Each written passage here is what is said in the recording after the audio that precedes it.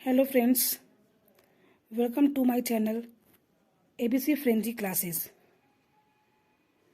दोस्तों, आज हम लोग बायोस्फीयर रिजर्व पे चर्चा करेंगे।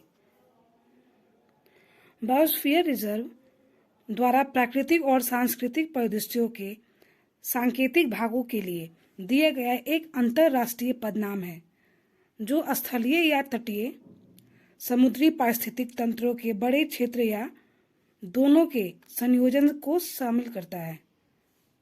स्थलीय या तटीय, समुद्री पारिस्थितिक तंत्र के बड़े क्षेत्रों या दोनों के संयोजन में फैले प्राकृतिक और सांस्कृतिक परिदृश्य के प्रतिनिधि भागों के लिए बायोस्फीयर रिजर्व संयुक्त राष्ट्र शैक्षिक, वैज्ञानिक और सांस्कृतिक संगठन द्वारा दिया गया एक अंतर्राष्ट्रीय पदनाम है।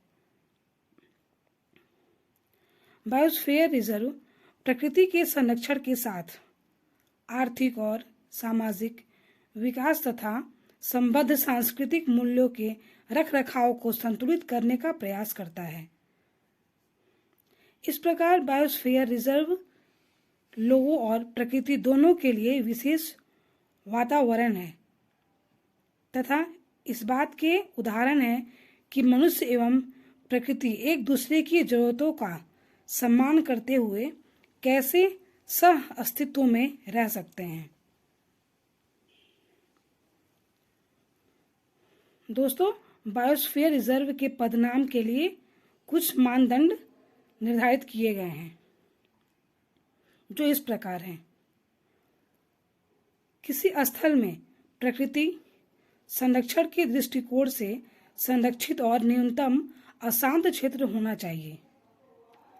संपूर्ण क्षेत्र एक जैव भौगोलिक इकाई के समान होना चाहिए और उसका क्षेत्र इतना बड़ा होना चाहिए कि वह पारिस्थितिकी तंत्र के सभी पोषण स्तरों का प्रतिनिधित्व कर रहे जीवों की संख्या को बनाए रखे।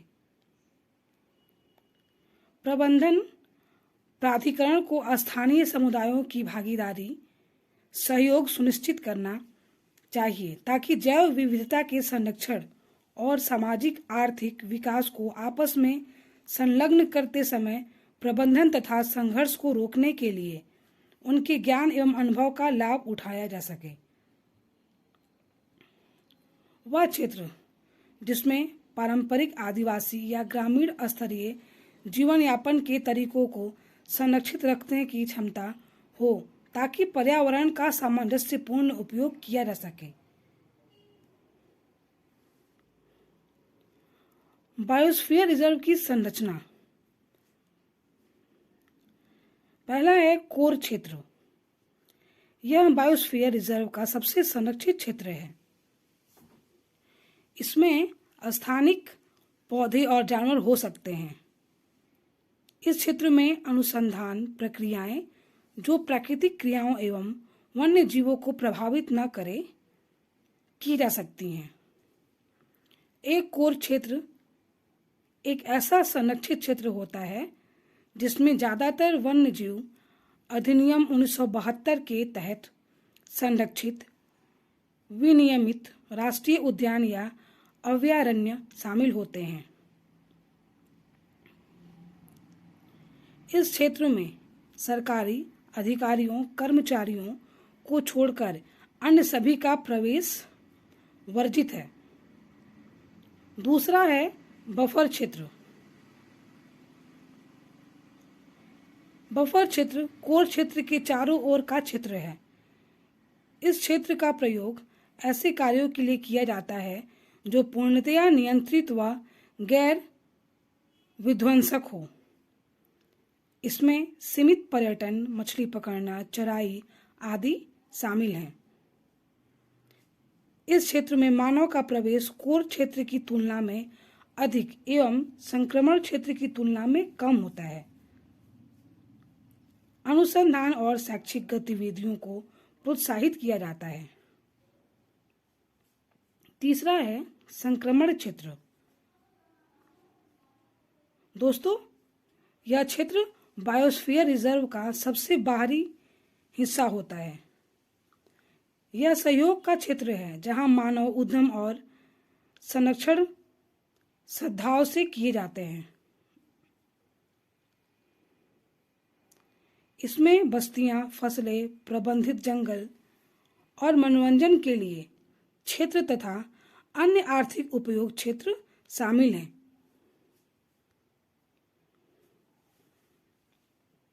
दोस्तों, बायोस्फीयर रिजर्व के कुछ कार्य हैं जो इस प्रकार हैं। पहला है संरक्षण। बायोस्फीयर रिजर्व के आनुवांशिक संसाधनों, स्थानिक प्रजातियों, पारिस्थितिक तंत्र और परिदृश्य का प्रबंधन। यह मानव पशु संघर्ष को रोक सकता है। उदाहरण के लिए अवनी बाघ की मौत, जिसकी गोली मारकर हत्या कर दी गई थी क्योंकि वह आदमखोर हो गई थी। वन्य जीवों के साथ आदिवासियों की संस्कृति और रीति रिवाजों का भी संरक्षण। दूसरा है विकास।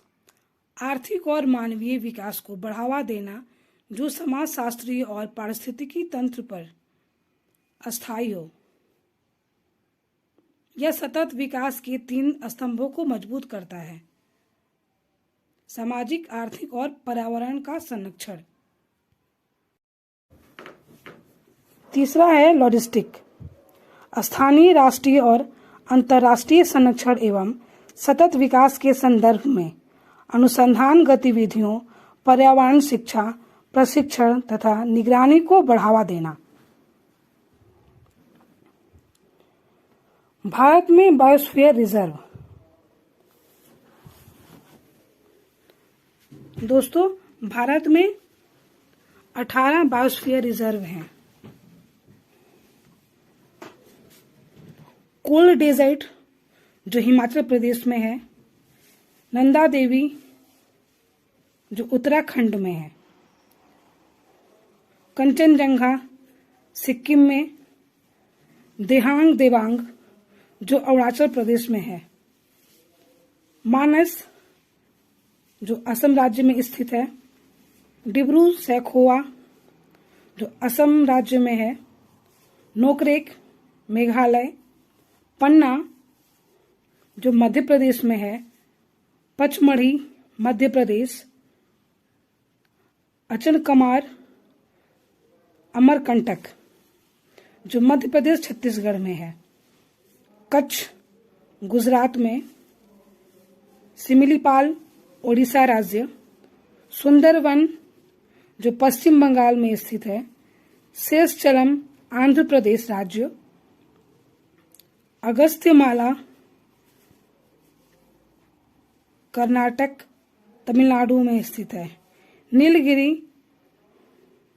जो तमिलनाडु केरल में स्थित है, मन्नार की खाड़ी तमिलनाडु, ग्रेट निकोबार जो अंडमान और निकोबार में स्थित है। बायोस्फीयर रिजर्व की अंतर्राष्ट्रीय स्थिति क्या है? आइए हम इस पर प्रकाश डालेंगे। यूनेस्को ने विकास और संरक्षण के बीच संघर्ष को कम करने के लिए प्राकृतिक क्षेत्रों के लिए पदनाम बायोस्फीयर रिजर्व की शुरुआत की है। बायोस्फीयर रिजर्व को राष्ट्रीय सरकार द्वारा नामित किया जाता है, जो यूनेस्को के man and biosphere reserve programme के तहत न्यूनतम मानदंडों को पूरा करता है। वैश्विक रूप से 122 देशों में 686 बायोस्फीयर भंडार हैं, जिनमें 20 पारगमन स्थल शामिल है। Man and biosphere programme. दोस्तों, वर्ष 1971 में शुरू किया गया यूनेस्को का man and biosphere reserve programme एक अंतर सरकारी वैज्ञानिक कार्यक्रम है, जिसका उद्देश्य लोगों और उनके वातावरण के बीच संबंधों में सुधार के लिए वैज्ञानिक आधार स्थापित करना है। यह आर्थिक विकास के लिए नवाचारी दृष्टिकोण को प्रोत्साहित करता है, जो सामाजिक एवं सांस्कृतिक दृष्टिकोण से उचित तथा पर्यावरणीय रूप से धारणीय है। दोस्तों, भारत में कुल 11 बायोस्फीयर रिजर्व हैं, जिन्हें man and biosphere reserve programme के तहत अंतरराष्ट्रीय स्तर पर मान्यता दी गई है।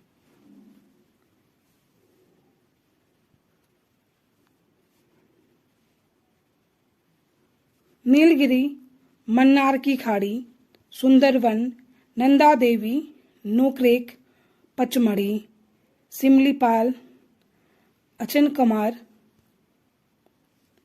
महान निकोबार। बायोस्फीयर संरक्षण।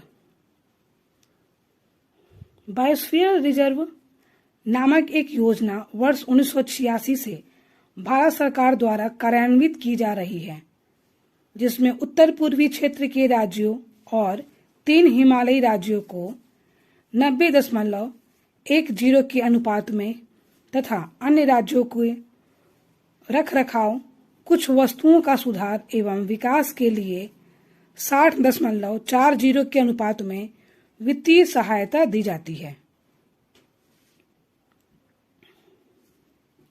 राज्य सरकार प्रबंधन कार्य योजना तैयार करती है, जिसका अनुमोदन और निगरानी का कार्य केंद्रीय MAB समिति द्वारा किया जाता है।